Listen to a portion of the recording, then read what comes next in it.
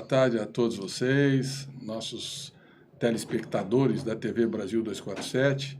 Hoje nós temos, vocês estão vendo, uma mesa pesada, 4 participantes que nós nunca fizemos, porque é um tema muito complexo, está muito presente no debate. A esquerda é muito cobrada porque reflete pouco ou apresenta alternativas sobre o tema da segurança pública e da violência no Brasil. E é um tema fundamental na vida das pessoas. Hoje saíram as estatísticas documentadas, que não são necessariamente todos os assassinatos no Brasil. Nós tivemos 51 mil homicídios no ano passado.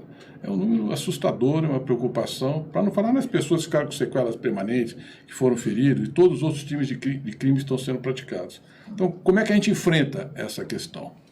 Eu me motivei a fazer o programa quando eu li um livro aqui, A Guerra, vocês estão vendo aí, que é da Camila Dias, que está aqui com a gente, e do Bruno Paes Mansur. Por sinal, hoje eu vi ele dando algumas entrevistas em cima dessas estatísticas, que é um jornalista que cobre essa área há muito tempo, e a Camila é professora da Universidade Federal do ABC, professora doutora e pesquisa essa área, A Guerra, a Ascensão do PCC e o Mundo do Crime no Brasil. É um livro que é uma pesquisa acadêmica, mas é uma linguagem jornalística. Então é muito fácil de ler, muito agradável. Saiu pela editora Todavia. Então, eu gostei muito, recomendo quem tem interesse em ler. Pois nós também temos aqui a honra da participação do professor Nagashi, que foi delegado, promotor, juiz de direito e foi secretário de Assuntos Penitenciários do Brasil, do Estado de São Paulo, da Administração Penitenciária do Estado de São Paulo, por cerca de 6 anos. Começou lá com Mário Covas e eu acompanho o trabalho dele porque a experiência dele em Bragança foi uma experiência muito inovadora na gestão do sistema prisional. Então ele vem de uma longa história, conhece a fundo esse tema, é inclusive um dos personagens do livro e, portanto, a experiência, a vivência dele seguramente vai nos ajudar muito.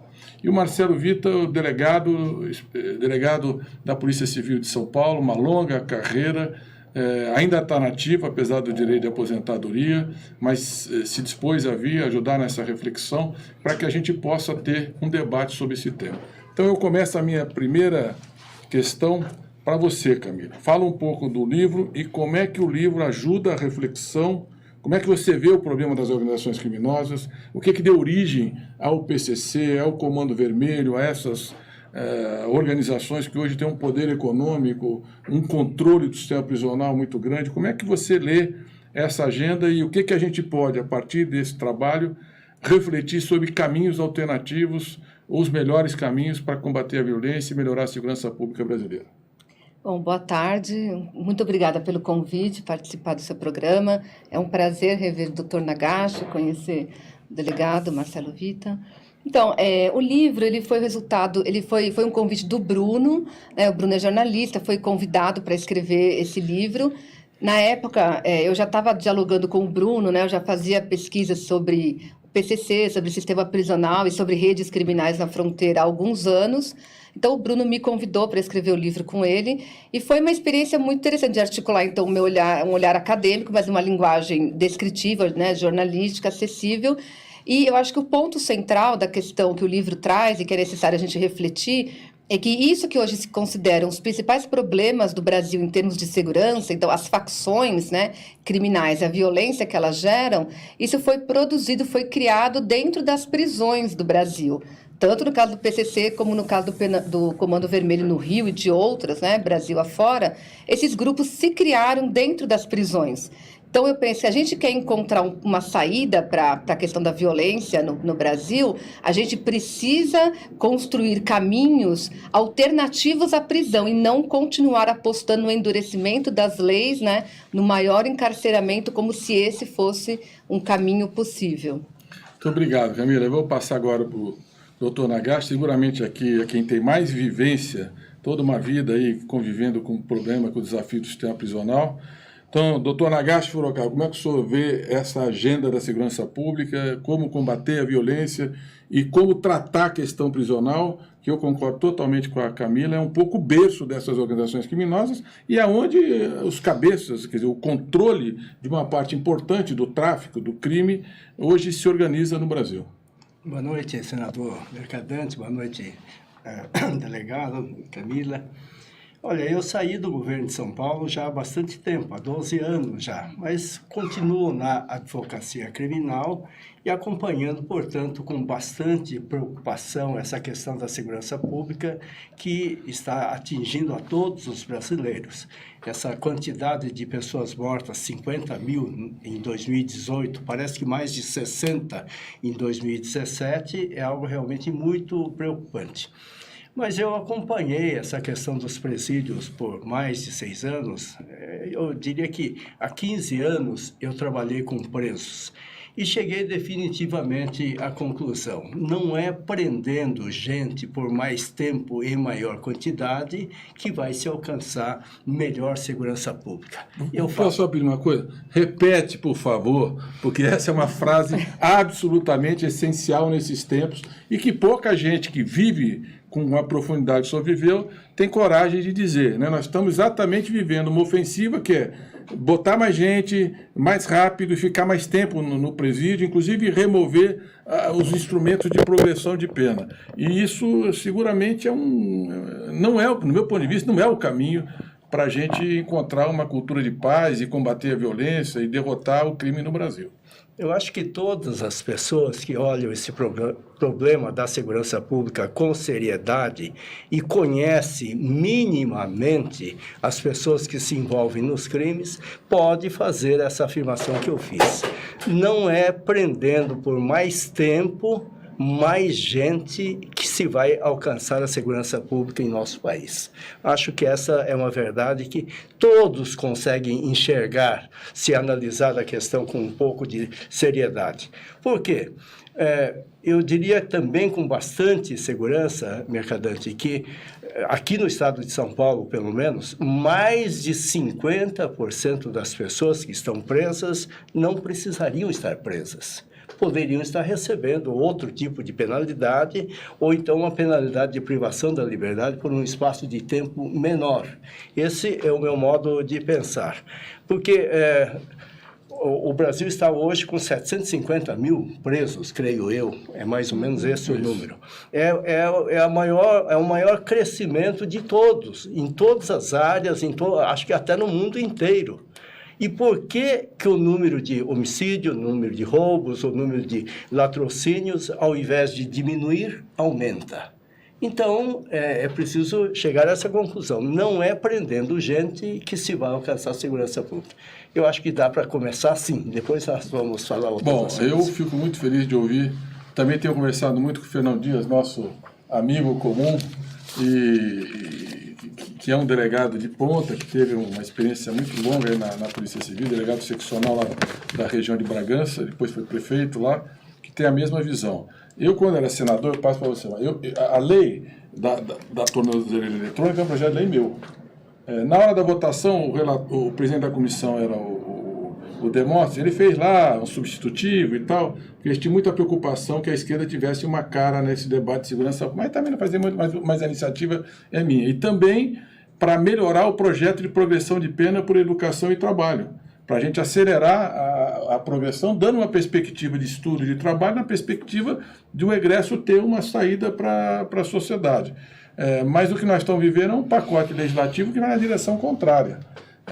Porque o juiz fala assim, não, eu não posso liberar o preso porque eu não tenho segurança que ele não vai cometer outro crime. A tornozeleira era para isso, é para esvaziar o presídio, para penas alternativas, para você prestar um serviço da sociedade pelo erro que cometeu e a sociedade ter a segurança que tem o controle que aquele sujeito que teve a infração não vai significar nenhum risco. Então, Marcelo, você está na outra ponta, que é quem faz investigação, tem que correr atrás, tem que dar resposta para a sociedade, tem que prender. Como é que você vê o tema da segurança pública e como é que nós vamos superar esse capítulo da violência no Brasil? Boa noite a todos. Boa noite aos espectadores da TV 247. Na realidade, o que eu posso notar, eu já me encontro afastado das minhas atividades há um ano aproximadamente, mas eu sempre atuei na área de investigação, principalmente na região de Bragança Paulista, e sou testemunho do trabalho desenvolvido pelo Dr. Nagashi e o sofrimento que nós passamos em Bragança Paulista antes de ser implantado o Centro de Ressocialização de Bragança Paulista, que foi pioneiro no estado de São Paulo. E nós pudemos notar a diferença que um tratamento digno, dispensado aos presos, resulta em prol da sociedade. A diminuição da reincidência e outros aspectos, e, por conseguinte, a diminuição da violência em si. Um trabalho brilhante, não houve mais nenhum tipo de problema no presídio, e acompanhei o trabalho do Dr. Nagashi, e ele tem razão em afirmar que a prisão não é a solução.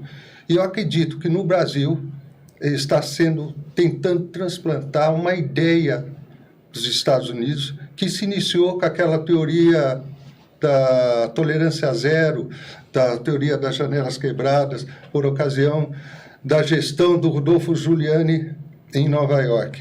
A partir de lá, houve um endurecimento da questão penitenciária e criminal dos Estados Unidos, e que acarretou, num espaço de tempo de 10 anos, de 1990 a 1999,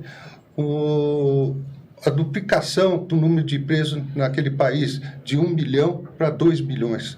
E, pelo que se pode observar, isso não acarretou uma diminuição considerável da violência, mesmo nos Estados Unidos. Portanto, eu vejo com preocupação essa ideia de transplantar ideias alienígenas para o nosso Brasil. Nós temos ideias originais aqui que poderão ser aplicadas a contento, garantindo a segurança do cidadão e a ressocialização do preso. Muito obrigado, Marcelo. Camila. Só falando sobre a questão de Nova York, que parece que aqui no Brasil vive se falando, outro dia eu vi o governador atual de São Paulo dizendo: nós vamos privatizar o sistema prisional porque lá nos Estados Unidos deu certo, São Paulo também vai dar. Tem uma série de chavões que não encontram qualquer respaldo na realidade, porque nos Estados Unidos menos de 1% das prisões são privatizadas, né? E mesmo assim já há um movimento, pelo menos na última década, de rever essa política que, além do alto custo que ela produziu, vinha gerando também um lobby muito forte das empresas que atuam nessa área por endurecimento das leis, justamente para ter uma clientela para os seus estabelecimentos. Então, os Estados Unidos também vêm revendo, desde o governo do Barack Obama, a prisão de isolamento, né? O isolamento celular por longo período de tempo. Então, no Brasil se repete as coisas, né? Sem uma discussão aprofundada, que além, obviamente, de ser uma realidade completamente diferente, também não se conhece, não se vai a fundo nos temas, não se tem seriedade para tratar dos temas. Sempre trata da questão da segurança e das prisões a partir de um discurso populista. Então, aquelas frases feitas e que geralmente elas são eleitoralmente impactantes, mas que no fundo elas não têm qualquer respaldo nos dados concretos, na realidade concreta. Até sobre Nova York, por exemplo, teve o Tolerância Zero, isso tudo é verdade, mas teve um grande projeto, um programa de reestruturação urbana na cidade, na época também. E isso também é associado à queda dos homicídios. E isso a gente não vê acontecer, a gente não vê uma preocupação mais ampla de entender o problema da violência para além da polícia e prisão, né, com projetos interdisciplinares em outras áreas, né, de prevenção, da questão urbana, de valorização da educação e de outras questões que são fundamentais como medidas preventivas da violência. Obrigado, Camila. Eu vou já começar a colocar algumas participações que nós estamos tendo aqui. Wilson Santos diz o seguinte: parabéns, Mercadante pela iniciativa. A segurança pública é a principal fraqueza da esquerda no debate. Exatamente mostrando que a oposição precisa avançar. Tem um superchat do Eduardo Ribeiro, eu vou deixar mais para frente, porque trata de temas conexos, mas não são exatamente ainda o que nós estamos discutindo. Depois, a Luciana Escobar diz: a segurança pública precisa de solução. O pacote de maldades do Moro, com a extinção da lei de execução penal, vai lotar ainda mais os presídios. Estou dizendo que vai exatamente contra o que o senhor disse e que os outros aqui estão reafirmando. O Vinícius, vocês vão lembrando aí depois para comentar. Eu vou lendo aqui porque o ouvinte tem que participar. Um superchat que sempre tem prioridade aqui. O Vinícius Sanches Pinho, contra o oportunismo penal. contra o punitivismo penal, a favor das liberdades democráticas, contra o massacre da juventude negra, contra a penalização das esquerdas. E ele é eleitor do Ciro. Paulo Diniz, boa noite, Mercadante. O que você acha de, ao invés de prender, colocar essas pessoas para trabalhar para a comunidade, por exemplo, consertando estradas, capinando, prestando serviço? Doutor Nagashi, qual é a sua avaliação? Existem alguns chavões que costumam se falar muito na imprensa, tal, dizendo assim, bandido bom é bandido morto, quanto mais tempo ficar na prisão é melhor para a população, direitos humanos para humanos direitos. Esses chavões são ditos assim sem nenhuma seriedade, porque é só verificar o que acontece. Por que um grande número de crimes graves, homicídio, latrocínios, especialmente roubos, não se consegue descobrir o autor?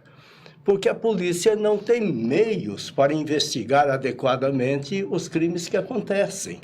Então, ao invés de ficar pensando em aumentar a pena do roubo de 5 anos e 4 meses para 8 anos, ao invés de ficarem pensando que é melhor impedir a saidinha temporária do preso nos dias festivos, é melhor pensar, se de cada 10 mil roubos, quantos que a autoria está sendo descoberta?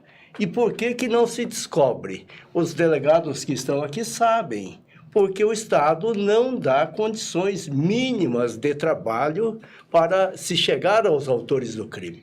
Enquanto não, eu vou falar uma frase aqui, também é um chavão, é muito melhor a certeza da punição do que uma punição de grande quantidade.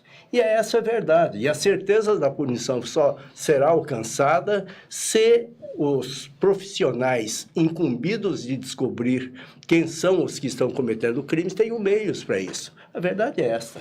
E aí é com você, como é que melhora o trabalho da investigação da polícia, que é uma das grandes reivindicações da categoria, e sem inteligência, sem fortalecer o policiamento ostensivo, sem fortalecer a perícia, a polícia científica e dar condições à polícia, dificilmente nós vamos reverter esse quadro. Então, qual é o papel da polícia civil e da polícia militar, do sistema policial, nesse processo de combate à violência e melhorar a segurança pública? É importante que o doutor Nagashi faça essas considerações, porque, afinal de contas, ele foi advogado, ele foi delegado de polícia, ele foi promotor público e atuou como juiz de direito. Teve em todas as pontas, né? Sim. O que se pode perceber é que a questão da segurança pública nunca foi discutida aqui no Brasil. Nos últimos tempos, com a Secretaria Nacional de Segurança Pública, com os cursos que foram veiculados via internet pelo governo federal, foi possível discutir alguns aspectos da segurança pública. Tanto isso é verdade que a questão da segurança pública só foi constitucionalizada por ocasião da Constituição de 1988. E permaneceu o mesmo sistema que existia por ocasião da ditadura militar, que é a existência da polícia militar e polícia civil nos estados, o corpo de bombeiro, a polícia federal, mas não se discutiu e não se tratou das atribuições, da distribuição das competências, da distribuição das atuações dessas polícias em níveis territoriais ou em níveis funcionais, a natureza dessas polícias. Não foi discutido. O Congresso Nacional se esquivou de discutir essa questão importantíssima, porque, afinal de contas, a polícia aqui, fazendo um retrospecto histórico, foi criada por ocasião da vinda de Dom João em 1808, num paralelo com a Polícia Real de Portugal. Posteriormente, em 1831, foram autorizadas as criações de polícias militares e civis nas províncias, e passou por um longo processo, desde a República, com a criação da Força Pública, que era um exército particular dos estados. Inclusive, um dado curioso, em 1930, a Força Pública de São Paulo tinha um efetivo 3 ou 4 vezes maior do que o exército brasileiro. E E persiste alguns problemas até hoje. Nós temos um problema da questão da natureza militar da polícia. A própria polícia militar atua em questões civis, mas tem a natureza militar. E é uma polícia que existe um paradoxo muito grande, até em nível legal, porque é uma polícia que é coordenada e fiscalizada pelo Ministério do Exército e é orientada e tem um planejamento feito pelas secretarias estaduais do Estado, ou seja, um duplo comando para uma atividade administrativa particular aos estados. Então, nós temos uma sobreposição de funções, de atribuições no mesmo espaço territorial. Enfim, eu creio e concordo com o Dr. Nagashi, antes de se discutir leis, punição, nós temos que discutir o sistema de segurança pública vigente no país e, além do que, discutir também a participação do Judiciário e do Ministério Público nesse sistema. Eu acho importantíssimo, eu acho imprescindível. Eu concordo totalmente e infelizmente, nós não estamos indo nessa direção. Nós precisaríamos abrir esse capítulo de como aprimorar o trabalho da polícia, da inteligência, do trabalho de investigação, de fortalecer a polícia preventiva, melhor articular com o Ministério Público e o sistema prisional, do que simplesmente ir aumentando as penas. O Congresso, assim, toda vez que acontece um crime grave, então aumentam as penas e acho que isso não responde nada. Porque não resolve o problema. As pessoas não deixam de fazer o crime, como disse o professor Nagashi, porque acham que vão ficar muito tempo na cadeia, porque eles não farão se acharem que vão ser presos. E esse é o papel da polícia, que precisaria estar na linha de frente dessa reestruturação do sistema. Mas aí eu faço uma pergunta, abrindo outro capítulo aqui para você, Camilo. No seu livro, você mostra a guerra das facções criminosas. Mostra como é que deu origem, como é que o PCC rompe com o Comando Vermelho, com as outras organizações. E, se eu não me engano, foram 187 presos, mortos. Você mostra, inclusive, os salves, que são uma espécie assim de boletins informativos do PCC, e os WhatsApps também, mostrando degola dos presos, eles arrancam o coração do sujeito, jogam num balde e mandam a imagem para outra facção, e onde uma facção é menor, a outra massacra, e isso deflagrou um processo em vários presídios do Brasil. Nós tivemos agora o afastamento, acho que de 21 lideranças importantes do PCC, inclusive o Marcola para um presídio de segurança máxima. Vai acontecer alguma coisa? Qual é a sua avaliação? Vai ter alguma retaliação? O que nós vamos viver diante desse episódio? Ou esse é um caminho para desestruturar e para controlar e para reverter esse quadro e entregar o sistema prisional para as organizações criminosas, que deu nesse capítulo que nós estamos vivendo? Como é que você vê? Veja, eu escrevi um texto sobre isso essa semana, né? Mas eu acho que não é um caminho, pode ser um caminho que se perceba como importante para apagar um incêndio, uma coisa pontual, mas não vai resolver o problema estrutural das facções. Primeiro porque, até voltando ao que a gente estava falando antes, as prisões continuam a produzir líderes de facções. Então, mandar o Marcola, o fulano, o Beltrano para o sistema federal, em si não vai impedir que surjam tantos outros como já tem, né? Que vão surgindo nas prisões, que permanecem da forma como sempre foram, superlotadas, etc., e que tendem a ficar ainda piores com as medidas que estão sendo apresentadas. Tem uma coisa interessante no livro que você mostra a estrutura do PCC, né? Tal da sintonia da cebola, sintonia da gravata, que são os advogados, sintonia internacional, que é o tráfico internacional. Quer dizer, tem toda uma estrutura organizativa precária, mas eficiente para os fins da prática do crime. E que essa máquina continua operando. É isso que eu ia falar, exatamente isso. O PCC, especialmente, ele tem uma característica importante que geralmente não se reconhece ou não se atenta a isso. Ele depende, nos últimos 10 anos, especialmente 15 anos, depende muito menos de pessoas específicas, de pessoas que, em geral, se tende muito a pessoalizar o fulano, o beltrano, o cicrano, mas o PCC ele tem uma dinâmica de funcionamento que prescinde das pessoas. Tem as sintonias, então você tem uma estrutura descentralizada no nível operacional, né? Então, da economia e das decisões, da questão dos debates, da decisão de matar, não matar, você tem todo um funcionamento que a sintonia geral final, né, que é o que se fala, que teoricamente, né, se fala que foi para o sistema penitenciário federal, ela não tem uma participação direta nessa operacionalização cotidiana. né? Então, nesse ponto, o isolamento dessas pessoas, eu entendo que não vai trazer um impacto do funcionamento do PCC. Até porque, né, Mercadante, desde o ano passado está se anunciando a transferência. Então, eu tenho certeza que eles já sabiam que ia haver essa transferência, eles já sabiam desde o ano passado e certamente já se organizaram para fazer frente a isso, né? E já se anteciparam para que essa transferência não impactasse de fato a estruturação do PCC. Então, eu acho que isso é um elemento importante, né? Porque muitas vezes as coisas são anunciadas como se fossem a medida assim, a salvador da pátria, só que isso eu tenho absoluta convicção que não vai produzir um enfraquecimento do PCC, pode produzir reconfiguração na liderança, surgimento de outras, porque de fato o sistema penitenciário federal ele é muito eficiente no isolamento. E lembrar também que foram as medidas apresentadas recentemente, elas intensificam ainda mais esse rigor, né, do sistema penitenciário federal. Então, ela impede a visita social, presencial, só pelo parlatório, né? Enfim, a visita íntima já está suspensa desde 2007.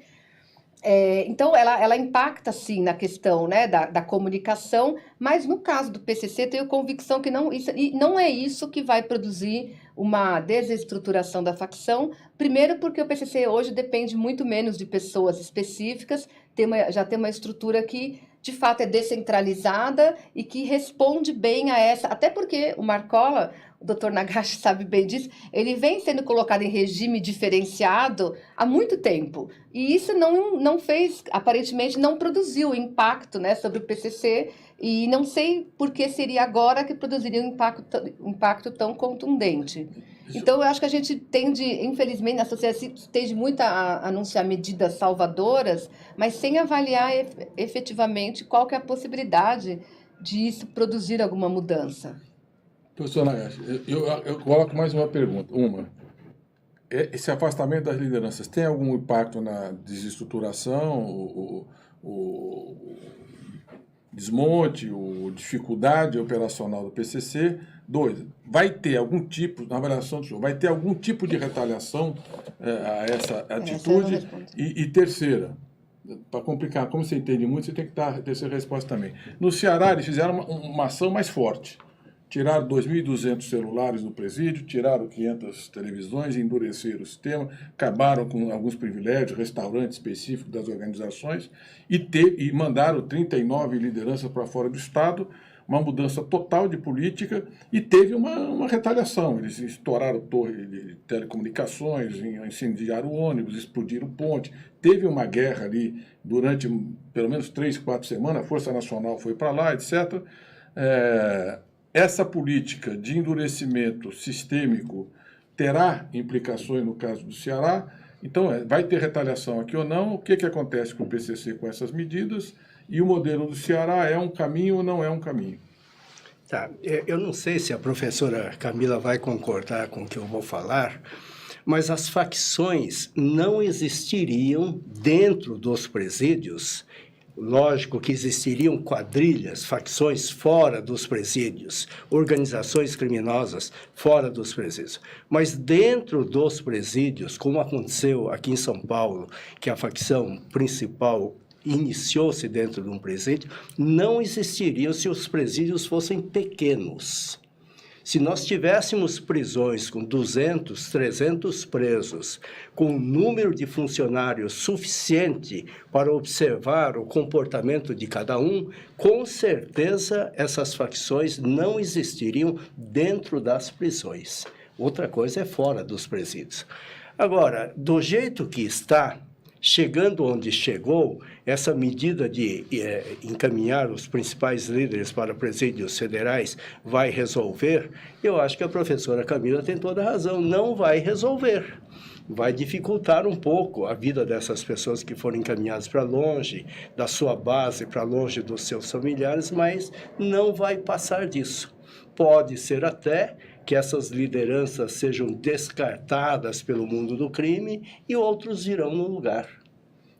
Não sei, não tenho condições de avaliar se vai haver uma retaliação como houve no Ceará ou se não houve.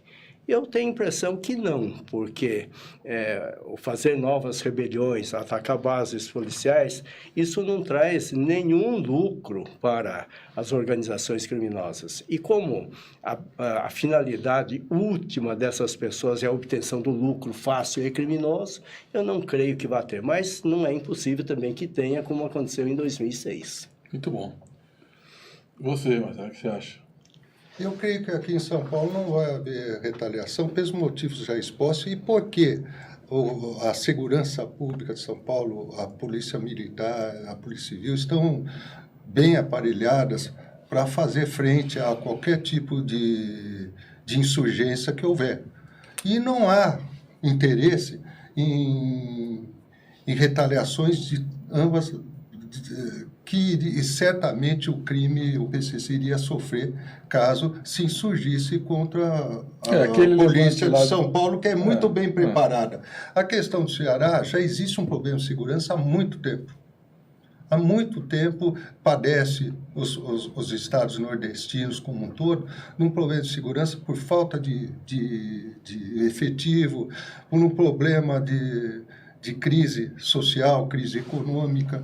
E a situação, eu creio que é diferente. Aqui em São Paulo, eu vivi de perto a rebelião de 2006,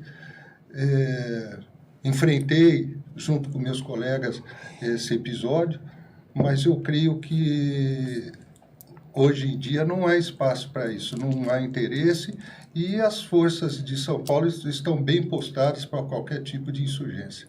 O que acho que inclusive está no livro, né? A estimativa é que teve 60 policiais, servidores de segurança pública, assassinatos, agentes de segurança pública em 2006 e 500 mortos do crime, ou associados, ou próximos. Muitos familiares, muita gente que não tinha nada. Gerou ali, acho que foi um episódio absolutamente devastador, assim, do ponto de vista da própria lógica do crime, né? Eu acho que foi, e também um desgaste brutal para o Estado. Então, não é espero que, de fato, não aconteça. Eu queria, só para complementar isso que você me perguntou e eu não respondi sobre isso. No PCC, né, quando eu fazia meu doutorado, comecei em 2008, eles já diziam que depois de 2006 já havia tido uma certa reflexão deles próprios, que o episódio de 2006 não trouxe nada, não trouxe benefícios internos. Eles sofreram uma repressão muito grande, foi por isolamento, enfim, ainda que depois tenha feito alguns ajustes e nunca mais, enfim, tenham ido para o isolamento. E também a reação da Polícia Militar, ela foi muito, ela atingiu. A gente tem o movimento Mães de Maio, né, importante, que até hoje luta para a investigação de crimes de pessoas que não tinham uma relação ali com o mundo do crime. Você até descreve algumas situações no livro. Sim, então, enfim, não foi positivo para o PCC. E também tem uma outra coisa, o PCC hoje está num outro momento, né? É que a gente sempre tende a olhar as coisas, achar que as coisas são reprises. Eu vejo que a possibilidade de retaliação, de reação nesse momento, ela é muito pequena, até porque está todo mundo esperando uma reação, né? Como o PCC, acho que eles adquiriram uma capacidade uma certa capacidade de planejamento, pelo menos algumas pessoas, né, têm essa capacidade.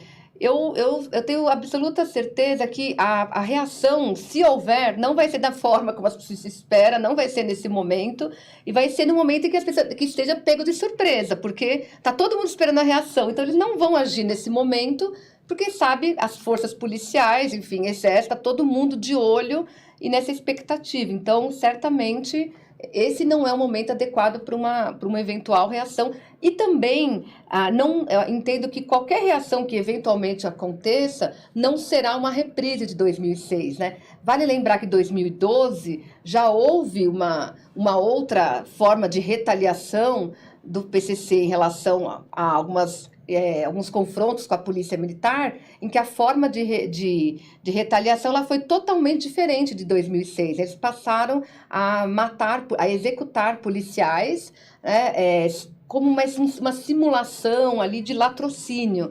E só entendia esse cenário quem estava conseguindo vincular uma coisa na outra. Então, assim, foi o ano inteiro, foram mais de 100 policiais assassinados, e então foi uma outra maneira de reagir totalmente diferente de 2006. Então, vejo que é um outro momento, né? E no PCC eu imagino que eles estejam avaliando aquilo que os prós e contras, né? Então isso é algo importante para se considerar. Deixa eu fazer, tem várias perguntas aqui sobre esse Código Moro, esse pacote legislativo que está em 3 pacotes, na realidade, tanto são três linhas de atuação. A Magali Famil falou: o governo Bozo só vai construir penitenciário e cemitério. O novo Código Moro é para prender e assassinar a população, e tem várias... A Ana Maria Macedo faz um superchat. Superchat é quando a pessoa contribui, que ajuda bastante, 247. E ela diz: a militarização do ensino vira deslocar ex-policiais da PM para disciplinar os jovens da periferia, tidos como violentos, suscetíveis ao crime. Não resolve o problema de segurança e nem o da educação. Esse é um tema que nós já discutimos aqui várias vezes. E o Paulo Diniz, ele fala: boa noite, Mercado. O que você acha de, em vez de prender e colocar mais gente no presídio, por que não trabalhar para a comunidade e prestar serviço? Então, qual a sua avaliação sobre o pacote Moro, sobre o Código Moro? Olha, tem algumas medidas lá que eu acho que vai desafogar bastante a justiça criminal. Se o objetivo, um dos objetivos for esse nome é em inglês, plea bargain, acho que é assim que pronuncia, que é um acordo que o Ministério Público estaria autorizado a fazer com as pessoas acusadas nos crimes menos graves, certamente vai desafogar bastante a justiça criminal. Não vejo nessa medida grande perigo, como alguns estão vislumbrando, de que as pessoas podem acabar aceitando um acordo e até cumprindo uma pena, embora sinta-se inocente, porque para isso também temos que confiar na classe dos advogados de que não deixarão esse tipo de coisa acontecer. Agora, esses outros debates aí, cumprimento de pena logo após a condenação de segunda instância, ou cumprimento imediato da pena depois da condenação do tribunal do júri, isso, na minha opinião, com todo respeito, é uma perfumaria que não vai alterar em nada. O que alteraria, mesmo eu volto a dizer, é fazer aquilo que é o feijão com arroz. Aconteceu um furto, tem que apurar quem foi o autor daquele furto. Tem que ser denunciado e tem que ser preso, ainda que seja por um mês.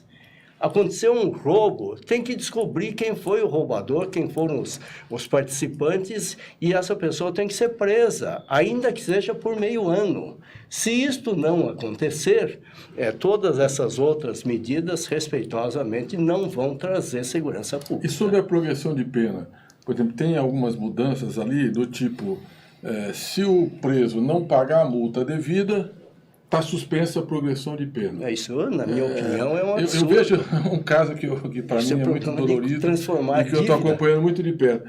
O presidente Lula, eles já aplicaram uma multa, acho que 42 ou 46 milhões pelo aquele episódio do triplex, altamente questionável, 80 e tantos milhões pelo sítio, mais 16 milhões pelo Instituto Lula, uma pena fiscal, mas é uma coisa que está nas costas dele. Então, ele tem uma multa já aplicada, 130, 140 milhões.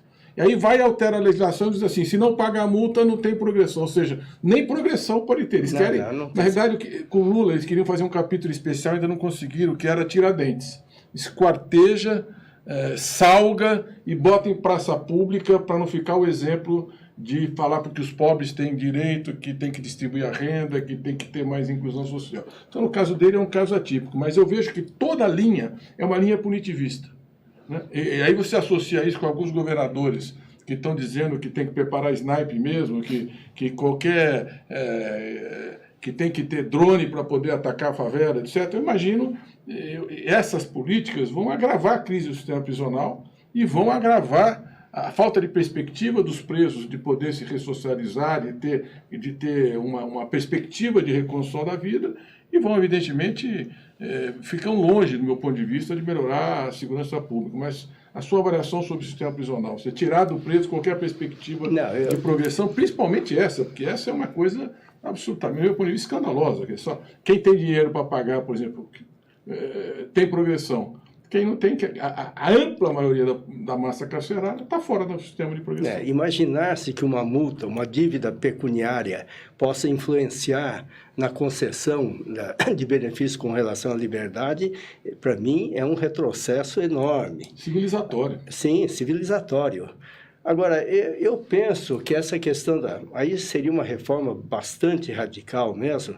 Eu acho que a questão da progressão do regime poderia até mudar, talvez até eliminar a progressão, mas alterando também a quantidade da pena. Então, se tirasse, eu já defendi isso, de que poderia existir a pena máxima para um crime, mas não existia a pena mínima. Deixar para o juiz de cada causa examinar se aquele autor de um homicídio merece 6 anos, merece 30, merece 2. Às vezes, o autor de um crime de homicídio, que indiscutivelmente é grave, mas uma punição de 2 anos pode resolver. Se ele foi descoberto, por exemplo, 15 anos depois do fato, por que deixar essa pessoa mais 12 anos presa? Então, acho que a lei penal precisa ser bastante analisada, mas não pensando realmente nessa linha de deixar mais tempo, isso não vai resolver nada.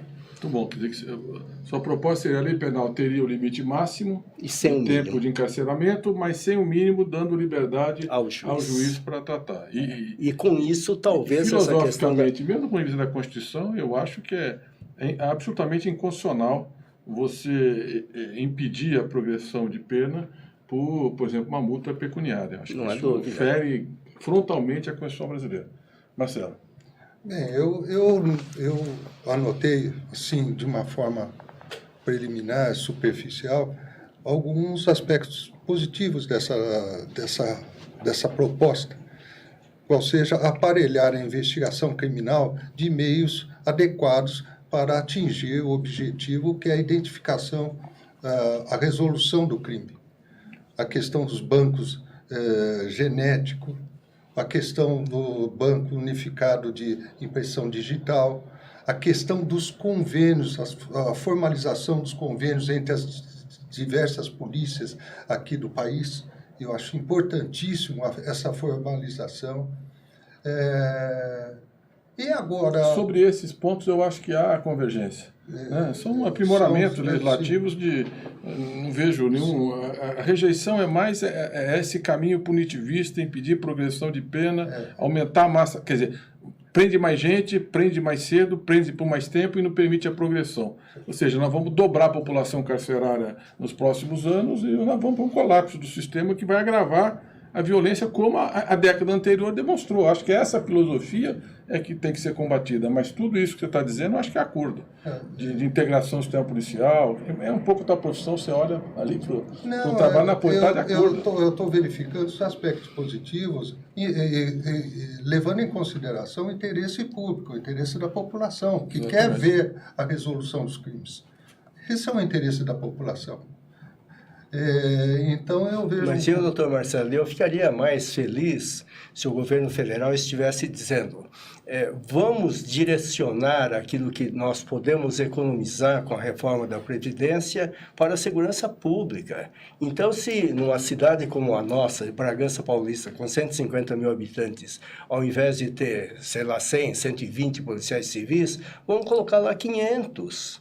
Essas pessoas, sem dúvida alguma, vão apurar os crimes, se tiver mais gente, com mais recursos, enfim. Agora, se não fizer isto, qualquer outra mudança, na minha opinião, não vai alterar a questão da segurança. Ou seja, você está levantando que um dos problemas fundamentais é o financiamento da segurança pública. É uma questão de verba, questão de ter pessoal, ter material e ter meios para investigar, apurar e punir o criminoso, ainda que a pena não seja tão longa.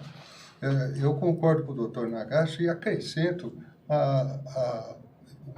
uma faceta muito importante, que é a valorização do policial. Sim. Não sim. somente em termos monetários, mas na questão da sua autoestima, na questão da sua formação, na questão do seu bem-estar, na questão de seus direitos básicos como trabalhador, como profissional. Isso é importantíssimo. Eu trabalhei muito no sistema bancário, fui gerente, fui inspetor de Caixa Econômica Estadual. Depois, com 32 anos, eu ingressei na Polícia Civil. Meu sogro era delegado de polícia, eu tenho parentes, primos, delegados de polícia. Minha filha trabalha na Polícia Civil. Eu tenho um profundo apreço pela Polícia Civil. Mas o que nós temos notado é que a questão da investigação criminal tem que ser tratada com mais carinho. Não só no Brasil inteiro. A Polícia Federal já deu uma demonstração disso. A Polícia Federal foi extremamente valorizada nos últimos governos. Governos do PT. Sim. Nosso governo foi valorizado, aumentou o efetivo, melhorou o salário, melhorou a autoestima, deu autonomia, profissionalizou. Nem sempre teve a mesma reciprocidade, mas foi no nosso governo que ela deu esse salto extraordinário em relação... E começou com o professor Márcio Tomás Bastos. Ali a gestão dele, o Ministério da Justiça, o Tasso Genro também, mas o Márcio teve uma contribuição fantástica do ponto de vista do salto que o Zé Eduardo deu continuidade, mas assim, houve um salto no papel da Polícia Civil. Isso que você fala de autoestima, de valorização, os concursos são rigorosos, a corregedoria é muito severa, não permite nenhum tipo de... E a valorização profissional também impede a corrupção dentro da instituição, porque é bem pago, valorizado, tem carreira, tem perspectiva, então cumpre um serviço e a sociedade reconhece e aplaude, que é o que nós precisamos fazer nos governos estaduais. Dura depois de 25 anos, e me permito aqui de PSDB, é difícil acreditar que vai acontecer, mas aconteceu nos governos do PT. Mas eu creio a própria Polícia Rodoviária Federal teve um salto de qualidade muito grande. E logicamente, nós temos que pensar numa nova organização estrutural do sistema de segurança pública, englobando também os juízes e os promotores de justiça. Não se pode pensar de uma forma isolada. Por isso, esse plano que foi proposto tem alguns aspectos positivos, outros que vão gerar um certo problema, que é o cumprimento da pena depois da condenação no colegiado, tem a questão da presunção de inocência, nós temos a questão do acréscimo de situações de excludentes diante de juridicidade. Nós temos vários aspectos que exigem uma discussão transparente com a população, transparente com as universidades. E isso que é necessário nesse país, discutir a segurança e o sistema penitenciário como um todo. Nós não podemos fatiar ou apressar a situação. É muito grave. O que você acha da liberação porque o plebiscito sobre porte e posse de arma foi claro, né? O direito da posse para o cidadão que tem lá algumas exigências, ter uma arma dentro da sua residência, do seu trabalho, e o rigor em relação ao porte, que foi bastante efetivo. Como é que você vê esse caminho junto com essa política o pessoal chamou de licença para matar, mas na realidade ameniza muito, né, o rigor da lei em relação ao profissional de segurança pública. Como é que você vê esse como caminho? se matasse pouco, né, no Brasil, como se as polícias matassem pouco, então você dá mais ainda um incentivo, né, para matar, como se já fosse, né, como se as taxas de letalidade não batessem recordes atrás de recorde. No Rio de Janeiro, né, que o mês passado bateu o recorde, acho que desde 95, 96 não batia, São Paulo tem batido. E em relação à liberação, né, da posse de armas, veja, Mercadante, a gente está falando de um país, como a gente começou a falar, que tem mais de 50 mil homicídios por ano, né? Essa história da arma para o cidadão de bem, eu acho isso um grande retrocesso civilizatório. Primeiro, que está indicando que não se confia na capacidade das polícias e do Estado, de uma maneira geral, de prover segurança pública.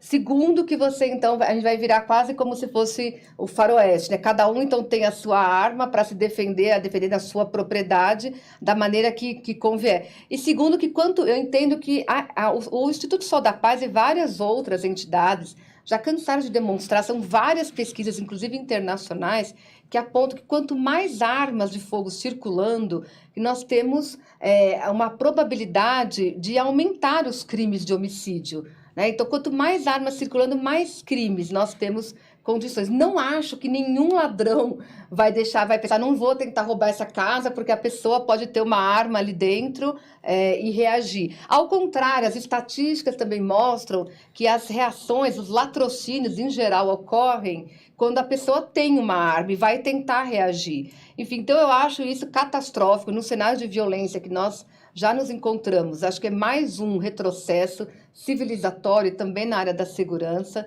Acho que nós tínhamos que fazer ao contrário, né? Reduzir e também ter mais controle nas armas das forças de segurança, porque a gente vê, são muitas armas desviadas, muitos lotes de munição. Nós tínhamos que ter uma resposta das forças de segurança.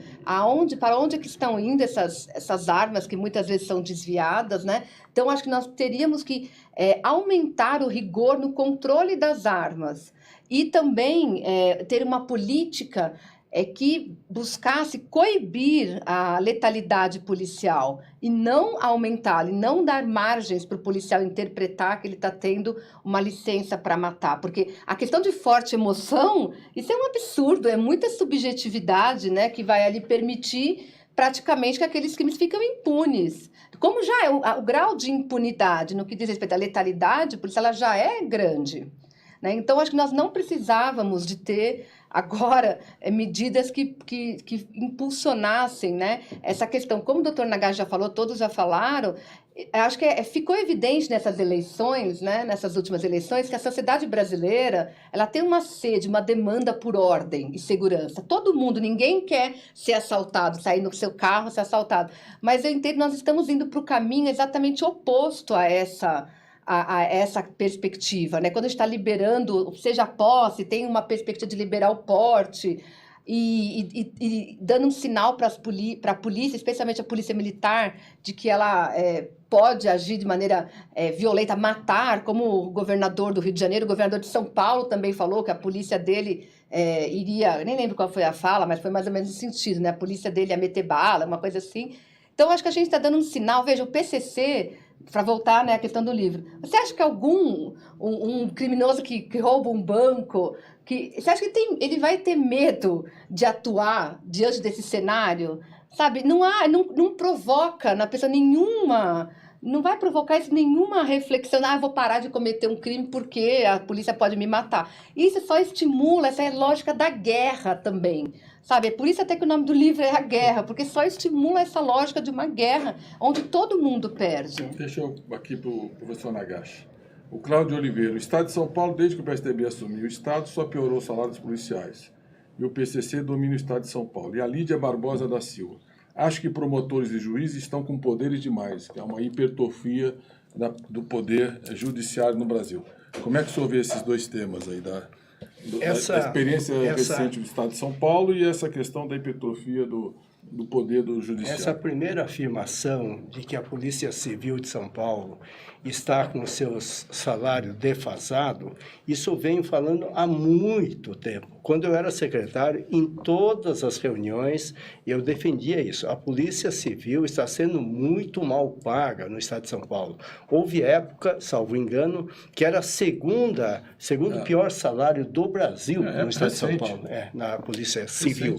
Então, eu acho que a pessoa, quando faz essa observação, tem toda a razão. Com relação à segunda afirmação de que o Ministério Público está com poderes... E foi pouco valorizada na estrutura do Estado durante todo esse período, né? Muito pouco Não teve um papel de destaque. Agora você vem para uma linha de generais, tal, promotores, mas nunca houve uma valorização da civil em São Paulo. Não houve. E, aliás, eu falei já publicamente várias vezes e vou falar agora na presença do delegado Dr. Marcelo, que de todas as carreiras jurídicas, de advogado, de juiz, promotor, procurador, etc., eu acho que a mais difícil é a de delegado de polícia. O senhor passou por todas, então sabe o que falta. Passei por todas, é a mais difícil, porque tem que decidir ali no calor dos acontecimentos, e a decisão errada de um delegado de polícia pode desgraçar a vida de uma pessoa ou de uma família inteira, por muitos e muitos anos. E coisa que não acontece com o promotor e com o juiz, porque, embora também essas profissões exijam muita responsabilidade, a decisão não é dada no calor dos acontecimentos. Tem todo ali o contraditório, tudo isso. Acho que tem razão também quem diz que o Ministério Público está com poderes demais, não tanto pelo fato de ter poderes. Eu acho que ter poderes é até bom. O problema é que fazem algumas barbaridades que fogem completamente do normal e não tem consequência. Tanto na área criminal como na área civil, existem atitudes que alguns promotores estão tomando por aí, isso é público e notório, viu? Tomam algumas atitudes, acusam algumas pessoas sem nenhuma responsabilidade, a ação é julgada completamente inocente, trouxe muitas vezes uma desgraça para uma família inteira e não tem consequência nenhuma para o profissional que assim procedeu. Eu não vejo, não é pelo fato de eu ter sido juiz, mas não vejo aumento nenhum no poder dos juízes. Os juízes continuam com o poder que sempre tiveram, há 20, 30, 40 anos atrás. Qual é o poder dos juízes? É de receber uma acusação ou uma ação civil, analisar os dois lados e julgar. Sempre agiram assim, estão agindo até hoje. Agora, o Ministério Público, de 88 para cá, teve, assim, não só um aumento de poderes, que eu volto a dizer, não é uma coisa ruim. Agora, junto com o aumento de poderes, tinha que vir também um aumento de responsabilidade e de consequência quando fazem coisas que não deviam fazer. Hoje eu falei disso já, mas dá um exemplo. O Fernando Haddad foi denunciado como réu uma semana antes da eleição, dia 19 de novembro. Terminando a eleição, uma semana antes, aparece a manchete, ele é cobrado por toda a imprensa, etc. Isso interferiu abusivamente no processo eleitoral. Sim. O mesmo rigor nós não vimos, por exemplo, em relação ao Queiroz. Senão, onde é que está o Queiroz? Já tinha investigação que foi até interrompida. hoje não depôs. Disse, não vou depor, primeiro está doente, depois sumiu, depois quer depor por escrito. E não tem uma resposta para a sociedade, não tem o mesmo rigor, não tem o mesmo equilíbrio. Você pega o sistema judicial americano, por exemplo, um promotor ou um juiz que tomar uma atitude como essa tem consequência. O promotor perde a função e não volta, depois não é contratado por nenhum escritório de advocacia porque não tem mais caminho para ele. Então tem que ter uma legislação também de abuso de autoridade, porque são funções que têm muita responsabilidade, o promotor e o juiz no país. É evidente que o juiz tem todo o poder normativo, ele é irremovível, ele tem que ter toda a independência de julgar conforme as suas convicções, o que a lei estabelece, mas nós precisamos de um Conselho Nacional de Justiça, um Conselho Nacional do Ministério Público mais efetivo e de uma valorização, eu diria, do investimento, porque se não tiver mais recurso não vai mudar, na Polícia Judiciária, que é a Polícia Civil, que tem E uma coisa também que eu aprendi, viu? Eu mediava muito o conflito entre Ministério Público e Polícia em Brasília. Tinha o Dudu da DEPOL, tinha o pessoal da Associação dos Delegados da Polícia Federal, recebia até lá diploma, medalha e tudo, e o pessoal do Ministério Público, o Robalinho, que era o representante, e tinha ali uma disputa em cada legislação específica sobre o poder de cada instituição. E aí os delegados falavam uma coisa que para mim ficou muito marcada, que é o seguinte: eu sou obrigado a investigar tudo que chega na minha mesa. E o inquérito tem o devido procedimento. O Ministério Público escolhe o que vai ser investigado. Esse eu quero, aquele eu não quero, isso aqui tem grande repercussão, eu vou fazer. Algumas coisas ficam na gaveta, outra coisa ele puxa. Então há um desequilíbrio. A regra também em relação aos procedimentos do Ministério Público precisam ser mais bem definidas para saber qual é a competência e um pouco reduzir a sobrecarga que existe na polícia, que é obrigado a abrir inquérito sobre tudo e tem procedimento, o inquérito tem tempo, tem prazo, o que ajuda a defesa, né? As garantias e direitos individuais. Fiz a sua defesa aqui. Fala, Marcelo. Bem, eu acho que a percepção de que a polícia judiciária deve ser valorizada, inclusive no país inteiro, já é patente.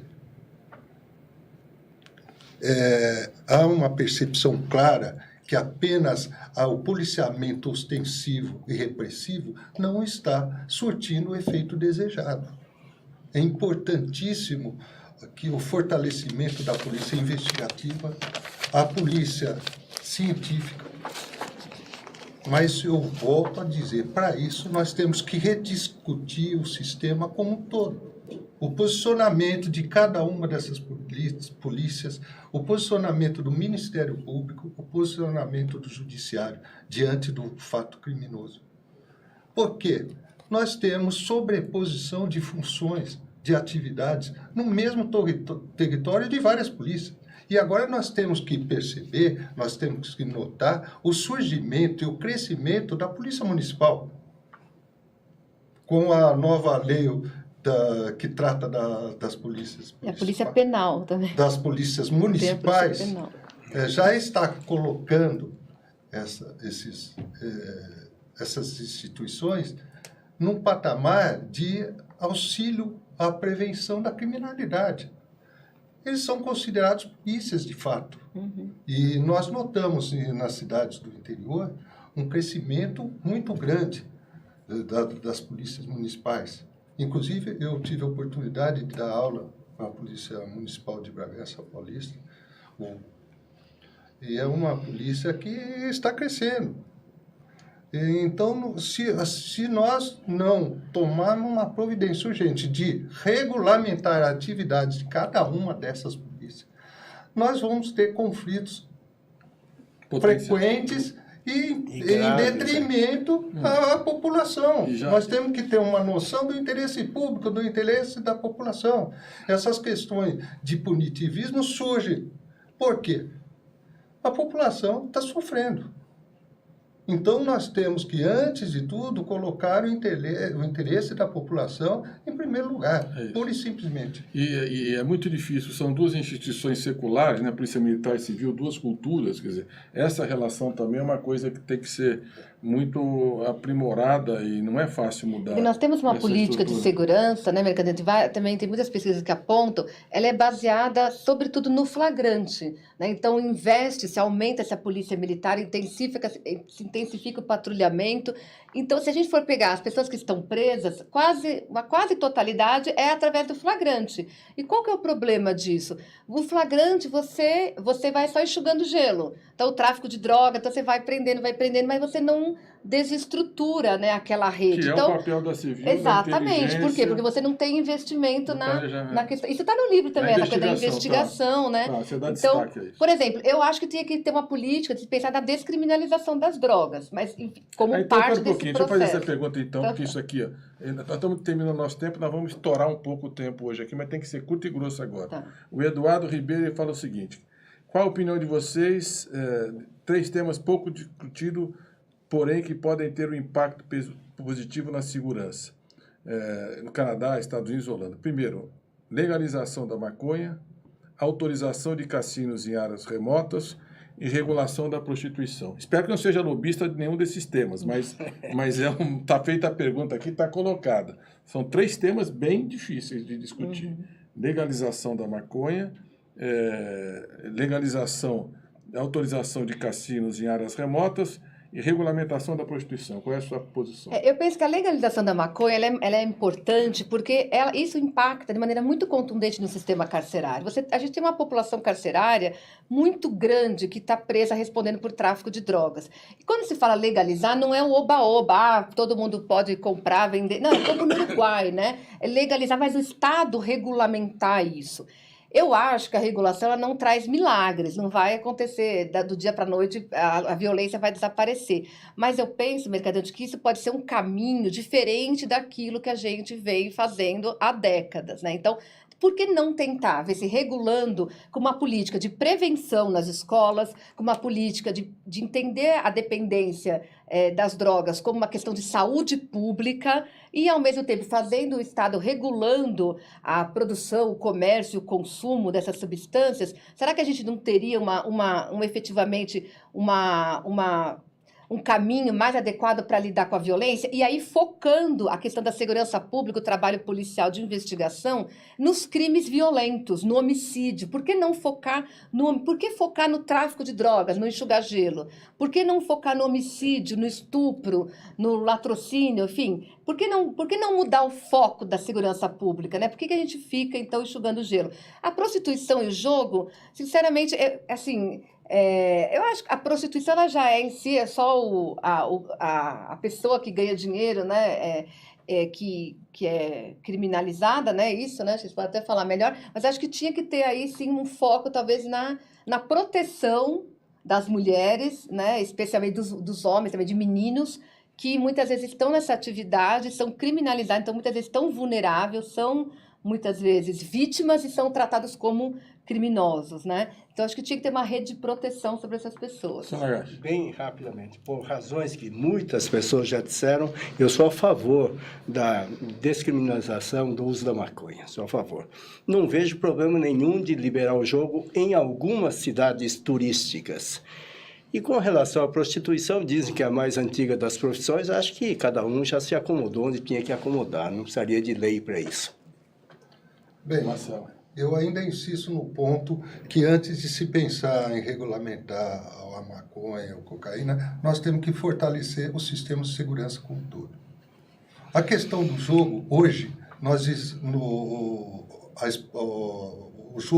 o produto do jogo, ele poderá ser apenado em razão da questão da lavagem de dinheiro. Antigamente, a lei de lavagem de dinheiro delimitava, em alguns crimes contra a administração pública e tráfico de entorpecente, a punição. Hoje, todos os crimes e contravenções, inclusive do jogo, pode ser punido pelo crime de lavagem de dinheiro.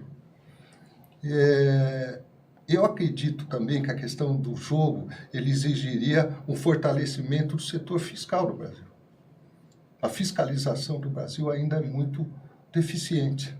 Então, deveria se fortalecer a Receita Federal, a Receita Estadual, para que o país não tenha essa sangria de recursos.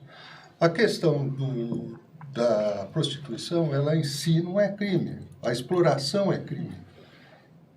Então, essa exploração deverá ser efetivamente combatida porque atenta contra a dignidade da pessoa humana. Então, e também pode ser combatido a exploração com o crime de lavar dinheiro, que é algo novo no Brasil. Por isso, o aperfeiçoamento dos agentes que comandam, que tratam da segurança pública. A sociedade é muito complexa. Então, eu creio e insisto que o fortalecimento das instituições e, posteriormente, pensar em se liberar isso ou aquilo. Olha, a minha relação, acho que em relação ao usuário da maconha, nós precisamos investir, tratar como alguns casos como casos de saúde pública e investir muito em prevenção e educação. A escola, a educação, orientar, entendeu? Eu acho que o homem público não tem que falar que é tudo bem, não é tudo bem, tem que prevenir, tem que criar outros valores na vida, mas eu não acho que essa repressão em massa que nós estamos fazendo dos usuários vai resolver o problema da juventude. Não vai.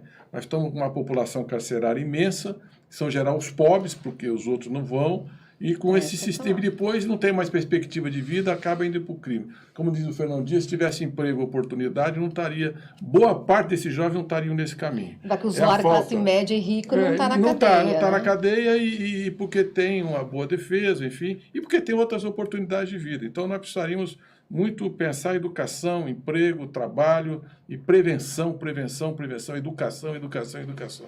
E descriminalizar o usuário. E tratar o caso da dependência como um problema de saúde pública, que eu acho que a gente conseguiria. No caso do jogo, nós já temos alguns jogos legalizados, a loteria, isso eu acho que pode ser estudado, quase todos os países da América Latina também já tem, Europa tem, Estados Unidos tem, então, mas tem que ser muito bem feito, porque senão organiza o crime. E vira um centro de tráfico, vira um centro de lavagem de dinheiro, vira mais um problema grave de segurança pública. Então não é uma coisa simples, não. Tem que estudar muito para fazer bem feito e localizado e em áreas remotas, fora dos grandes centros, para você não estimular a dependência do jogo. E em relação aos profissionais do sexo, eu acho que é isso, é proteger mesmo, combater a exploração descabida e também aí educar e abrir oportunidades. Bom, queria agradecer a presença de vocês, a Camila Dias, professora da Universidade Federal da ABC. Gostei muito de você estar aqui hoje, porque o Fernando Dias tinha falado assim, chama o Nagashi que você vai gostar muito. E que ele pensa isso com muita profundidade, e essa vivência vai dando uma sabedoria. Ter passado como promotor, delegado, juiz e administrar o sistema prisional de São Paulo não é qualquer coisa. Então, você já tem um currículo aí de grandes contribuições. Eu concordo com muita coisa que o senhor disse hoje aqui, fiquei muito bem impressionado, espero que a gente possa repetir depois com vocês. E o Marcelo, que está na linha de frente, aí delegado doutor Marcelo Vitta também na linha de frente do trabalho, e o Fernando Dias falou, olha, vocês falem também do papel das igrejas nesse trabalho, da parceria com as igrejas que ajudam, as escolas, os pais, as famílias e as igrejas, quer dizer, a escola e as igrejas trabalhando junto, eu acho que é uma parceria muito importante na prevenção. Prevenção, prevenção, prevenção, e eu como ministro da Educação, educação, educação. Se nós tivermos mais investimento em educação, nós vamos investir menos em presídio e vamos ter muito mais perspectiva como nação. Mas a segurança pública precisa estar na ordem do dia do debate. Hoje começamos essa discussão, seguramente vai ter grande interesse, nós vamos voltar, agradecer os três pela participação e vou terminar como nós começamos. Eu gostei muito desse livro, recomendo a Guerra, a Ascensão do PCC e o Mundo do Crime no Brasil. Eu não conhecia a Camila, não conheço pessoalmente o Bruno e fui atrás por causa do livro. Então o livro, Obrigada. Vamos voltar a ler, que faz muito bem a leitura. Sempre a gente aprende e pode trocar boas experiências. Então, é um livro que, para quem quer aprofundar esse tema, leia para o próximo debate, vocês participarem mais ainda e com perguntas bem oportunas. Um abraço a todos e até o nosso próximo programa.